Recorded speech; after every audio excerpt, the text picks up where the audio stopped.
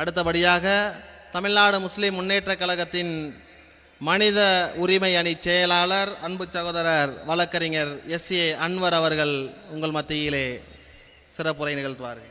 அஸ்ஸலாமு அலைக்கும் ரஹ்மத்துல்லாஹி வபரகாத்து. இறைவனுடைய சாந்தியும் சமாதானமும் இங்கு கூடியிருக்கின்ற அனைவர் மீதும், குறிப்பாக அனைத்து சமுதாய மக்கள் மீதும் உண்டாகட்டுமாக என்று கூறி, இந்த மனிதநேய மக்கள் கட்சியினுடைய ஆரம்ப விழாவிற்காக வந்திருக்கின்ற அனைவரையும் வருக வருக வரவேற்று, இந்த மனிதநேய மக்கள் கட்சியினுடைய மகாநாட்டினுடைய முதலான ஒரு தீர்மானத்தை இங்கே முன்மொழிய அழைக்கப்பட்டிருக்கிறேன். அந்த தீர்மானம் உலகத்தினுடைய உலகம் அனைத்தையும் பாதித்திருக்கின்ற சுற்றுச்சூழல் பற்றிய கேடுகள் பற்றிய தீர்மானமாகும். மத்திய அரசுகளும் சரி, மாநில அரசுகளும் சரி, உலக அரசுகளும் சரி, சுற்றுச்சூழலை ஒரு சாதாரண ஒரு பிரச்சனையாக கருதி கொண்டு அதில் கவனம் செலுத்தாமல் இருந்து கொண்டு வருகின்றன. எந்த அமைப்பிலும் சுற்றுச்சூழல் மனித உரிமை என்ற ஒரு தனி அணி இல்லை. ஆகினும் எங்களுடைய அமைப்பிலே சுற்றுச்சூழலுக்கும் மனித உரிமைக்கும் ஒரு சிறப்பான ஒரு இடத்தை கொடுத்து அதற்கென ஒரு தனி அணியை அமைத்து அதில் கவனம் செலுத்தப்பட்டிருக்கு என்பதை உங்களுக்கு தெரியப்படுத்திக் கொள்கிறோம்.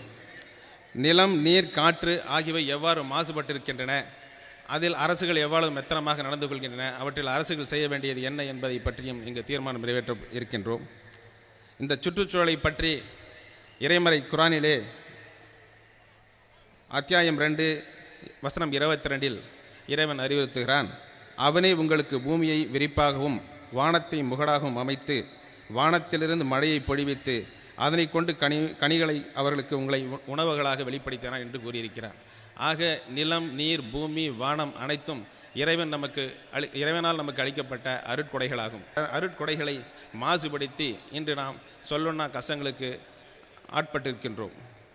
அதே போல இன்னொரு அத்தியாயம் 21 வசனம் 30 இறைவன் சொல்லுகிறான், நிச்சயமாக வானங்களும் பூமியும் இணைந்திருந்தன, பின்னர் இவ்விரண்டையும் நானே பிரித்தோம் என்பதையும், உயிருள்ள ஒவ்வொரு பொருளையும் தன்னிடமிருந்து தண்ணீரிலிருந்து உண்டாக்கினேன் என்பதையும் இறை நிராகரிப்பாளர்கள் அறியவில்லையா, அவர்கள் விளங்கிக் கொள்ள மாட்டார்களா என்று குறிப்பிட்டிருக்கிறான்.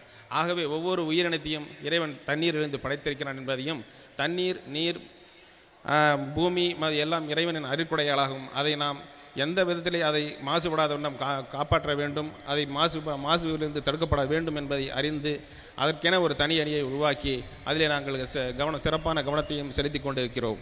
ஆக நிலம், நீர், காற்று ஆகியவை மாசுபடுவதனால் என்னென்ன விளைவுகள் ஏற்படுகின்றன என்பதை இங்கே உங்களுக்கு நான் சொல்ல கடமைப்பட்டிருக்கிறேன்.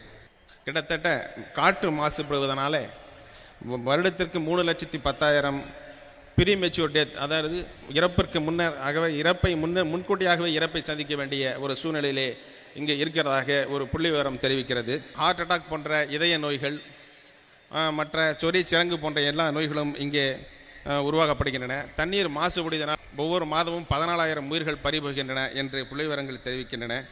அதே போல் நீர் மாசுபடுவதனால் பூமியும் நிலம் மாசுபடுவதால் நீரும் பூமியும் ஆக ஒன்றுக்கொன்று